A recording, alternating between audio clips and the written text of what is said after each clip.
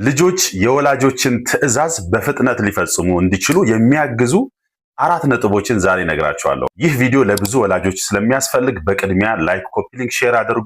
ፎሎ ያላደረጋችሁኝም ፎሎ አድርጉ። ይህ ጥያቄ የብዙ ወላጆች ጥያቄ እንደሆነ አውቃለሁ። ልጅ አይታዘዘኝም፣ አባትነቴ እናትነቴ የተከበረ አይደለም የሚል ስሜት በብዙ ወላጆች ላይ የሚሰማ ነው።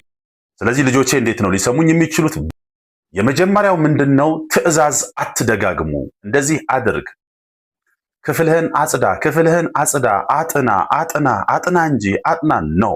ይህንን መደጋገም አያስፈልግም። አንድ ጊዜ ማዘዝ፣ አድርገውት ካልተገኙ ጥያቄ መጠየቅ። ምን አድርግ ብዬ ነበር ያዘዝኩ አለ።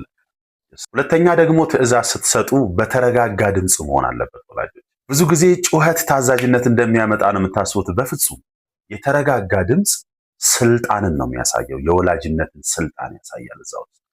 ጩኸት ግን አውት ኦፍ ኮንትሮል መሆን፣ ራስንም መቆጣጠር ያለመቻል ምልክት ነው። ሜሴጁ ያ ነው ለልጆቻችን የሚደርሳቸው። ስለዚህ የተረጋጋ ድምፅ ያስፈልጋል።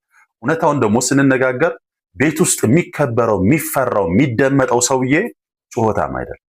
ጀስት ሪያላይዝ አድርጉ። የሚጮህ ሰው ለጊዜው ሊያስደነግጥ ይችላል፣ በጊዜ ሂደት ይለመዳል። አውት ኦፍ ኮንትሮል ነው፣ ራሱን መቆጣጠር አይችልም የሚል ዲፊኒሽን ነው።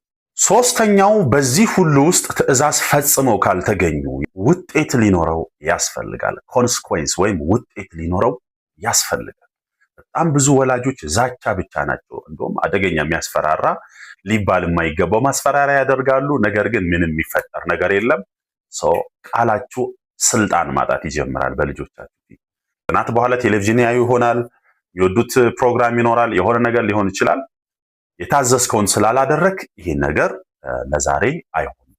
ለቃላችን ታማኝ ስንሆን ኮንስኮንስ ሲኖረው፣ አለመታዘዛቸው ውጤት ሲኖረው በጊዜ ሂደት ራሳቸውን ዲስፕሊን ይላሉ።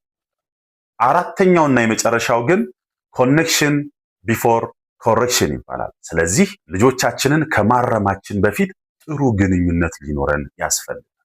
ዛሬ ተከልክለሃል ስንላቸው ኦቨርሪአክት ሊያደርጉ እንደ ጎዳናቸው ሊያስቡ አይነት የሚችሉበት ሁኔታ ምን ሲሆን ነው?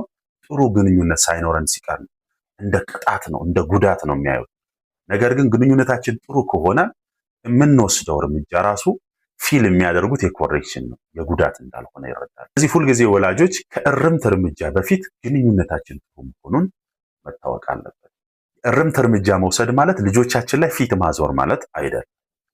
ፍቅሩ እንዳለ ቅርበቱ እንዳለ ሆኖ ነገር ግን ኮንስኮንስ አለው። እያንዳንዱ እርምጃ ውጤት እንዳለው ማወቅ አለባቸው ለማለት ነው።